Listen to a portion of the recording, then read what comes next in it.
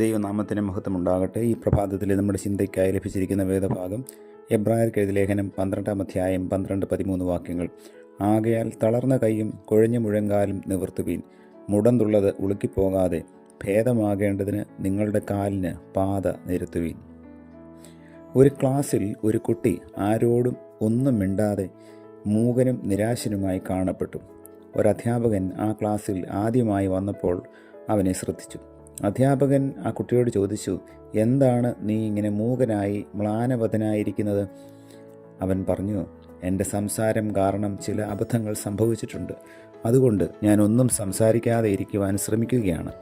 ആ അധ്യാപകൻ അവനെ തൻ്റെ ഭവനത്തിലേക്ക് ക്ഷണിച്ചു. അവൻ വന്നയുടൻ അധ്യാപകൻ അവന് ഒരു ഗ്ലാസ് നാരങ്ങാ വെള്ളം കുടിപ്പാൻ കൊടുത്തു. അത് കുടിച്ചപ്പോൾ അവൻ്റെ മുഖത്ത് ഒരു ഭാവഭേദം. അധ്യാപകൻ ചോദിച്ചു, എന്താണ്, നാരങ്ങാ വെള്ളം ഇഷ്ടപ്പെട്ടില്ലേ? അവൻ പറഞ്ഞു, ഉപ്പ് വളരെ കൂടുതലാണ്. അധ്യാപകൻ അത് വാങ്ങിക്കളയുവാനൊരുങ്ങുമ്പോൾ അവൻ പറഞ്ഞു, കളയേണ്ട ആവശ്യമില്ലല്ലോ സർ, അല്പം പഞ്ചസാര കൂടി ഇട്ടാൽ പോരെ? അധ്യാപകൻ തുടർന്നു, നാരങ്ങാ വെള്ളത്തിൽ ഉപ്പ് കൂടിയാൽ അല്പം പഞ്ചസാര കൂടെ ചേർത്താൽ മതി എന്ന് നിനക്കറിയാം. അപ്പോൾ സംസാരം കൊണ്ട് എന്തെങ്കിലും കുഴപ്പമുണ്ടായിട്ടുണ്ട് എങ്കിൽ സംസാരം നിർത്തണമോ സൂക്ഷിച്ച് സംസാരിക്കണമോ? അതോടെ അവനൊരു പുതിയ മാർഗം തെളിഞ്ഞു കിട്ടി. അവൻ മിടുക്കനായി പഠിച്ചു ക്ലാസ്സിൽ ഒന്നാമനായി തീർന്നു. ജീവിതത്തിൽ ഒരു കുഴപ്പമോ അബദ്ധമോ സംഭവിച്ചിട്ടില്ലാത്ത ആരുമില്ല. അതുകൊണ്ട് നിഷ്ക്രിയരായിരിക്കാനുള്ള തീരുമാനം അബദ്ധമാണ്. അങ്ങനെ നിഷ്ക്രിയരായിരുന്നാൽ ജീവിതം തന്നെ തളർന്നു പോകും.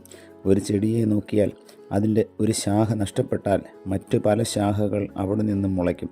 അബദ്ധങ്ങളെ പാഠങ്ങളായി കാണുവാൻ കഴിഞ്ഞാൽ ജീവിതം നിശ്ചയമായി വിജയപൂർണ്ണമാകും. അബദ്ധങ്ങളുടെ പേരിൽ പിന്തിരിയുന്നവർ പരാജിതരാവുകയും ചെയ്യും. എല്ലാവർക്കും ചുറ്റും നിരവധി സാധ്യതകളുണ്ട്, എന്നാൽ പലരും അവ കണ്ടെത്താറില്ല. ഒരു വാതിലടയുമ്പോൾ ആണ് മറ്റു വാതിലുകൾ കണ്ടെത്തുവാൻ പലർക്കും സാധിക്കുന്നത്. എല്ലാ വാതിലും എന്നേക്കുമായി ആരുടെയും മുമ്പിൽ അടയ്ക്കപ്പെടില്ല. സുഗമമായി യാത്ര ചെയ്ത് ലക്ഷ്യത്തിൽ എത്തുന്നതിനേക്കാൾ 10 മടങ്ങ് മാറ്റുള്ളതാണ് എതിർപ്പുകളെയും പ്രതിസന്ധികളെയും അതിജീവിച്ച് ലക്ഷ്യപ്രാപ്തി കൈവരിക്കുന്നത്. തടസ്സങ്ങളെ അതിജീവിക്കുമ്പോൾ നാം കൂടുതൽ ശക്തരാവുകയാണ്. ഇങ്ങനെ ഒരു വ്യക്തിയെ പ്രതിസന്ധികളെ അതിജീവിപ്പാൻ പ്രാപ്തരാക്കുന്നതിൽ സമൂഹത്തിനും വിശിഷ്യ കുടുംബാംഗങ്ങൾക്കും പ്രത്യേകം പങ്കുണ്ട്. കുട്ടികളെ സംബന്ധിച്ചിടത്തോളം മാതാപിതാക്കളുടെയും അധ്യാപകരുടെയും പങ്ക് അദ്വിതീയമാണ്. അപ്പോൾ ഓരോ വ്യക്തിയുടെയും വ്യക്തിത്വ വികാസത്തിൽ അവരവരുടെ പങ്ക് പോലെ തന്നെ സമൂഹത്തിൻ്റെ പങ്കും വളരെ പ്രധാനപ്പെട്ടതാണ്. ആകയാൽ നമ്മെ ഓരോരുത്തരെയും നാമാക്കി മാറ്റിയ സമൂഹത്തോട് നന്ദിയും കടപ്പാടുമുള്ളവരായി വരും തലമുറയെ ശ്രേഷ്ഠമാക്കി തീർക്കുന്ന ശുശ്രൂഷയിൽ നമുക്ക് ഏവർക്കും പങ്കുചേരാം. പ്രാർത്ഥിക്കാം. പ്രിയ കർത്താവേ, തലമുറയെ വാർത്തെടുക്കുവാൻ നീ ഞങ്ങൾക്ക് തന്നിരിക്കുന്ന വലിയ അവസരത്തിനായി നന്ദിയുടെ സ്തോത്രം. ഞങ്ങളുടെ ജീവിത മൂല്യങ്ങൾ ഞങ്ങളുടെ തലമുറകളിലേക്ക് പകരുവാൻ തക്കവണ്ണം ഈ പ്രഭാതത്തിലെ വചന കേൾവി ഞങ്ങളെയും സഹായിക്കണമേ. പുത്രൻ്റെ നാമത്തിൽ പ്രാർത്ഥന കേൾക്കണം പിതാവേ. ആമേൻ.